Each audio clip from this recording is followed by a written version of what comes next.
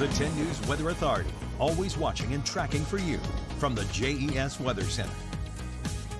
The polar bear is the one that ate his sandwich. As for tonight, we are looking at fairly comfortable conditions for most things. We're going to stay pretty dry. There's not too much cloud cover. And winds get better. That doesn't mean that they're exactly nice as we go through the evening, but they're better than what they were through a lot of the afternoon. We'll gradually see them drop. By tomorrow morning, we've got calm enough winds that wind chill's not really going to be much of an issue. Sunday stays pretty nice. Not only are we clear, but we're dry, we're calm. Temperatures are on the cool side, but we're able to warm up pretty nicely over the next few days. That does put some showers our direction as we get into the middle of the week. Right now, we're staying pretty dry. There are some showers trying to make it into the highlands, but those are really light. A lot of this activity is concentrated further towards our north and towards our south. Thunderstorm warnings, or thunderstorm watches rather, as well as tornado watches further towards the east. Lots of severe thunderstorm warnings in the last hour or so, especially in New York and into Pennsylvania.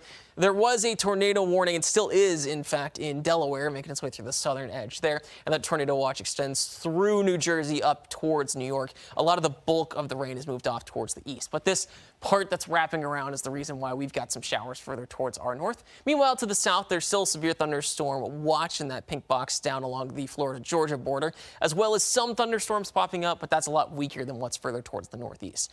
The greatest severe threat right now is concentrated in that Pennsylvania, New Jersey area, and then some along the coast in Georgia and South Carolina as well. We're saying outside of that, the rain shouldn't last for too much longer. Then on Sunday, the severe threat's really far towards the west, centered around Dallas. It does extend into Arkansas, but it's lighter there. I don't think the same places that got hit will be affected by that one. And then just a level 1 risk extending from Texas up into Missouri and Kansas for the start of the work week. On the future tracker, we are going to stay pretty dry consistently through the night into Sunday morning. Once we get into Sunday afternoon, lots of sunshine, and that'll help us warm up pretty nicely. Winds are going to ease off by tomorrow morning. We're around 20 miles per hour, but we're still up towards 40 for some gusts, 35 through a lot of the evening. Our low temperatures are around 40 with Roanoke at 41. Each of our zones is pretty close. Wind chill's not going to be too much of a problem, but it will feel a little bit cooler.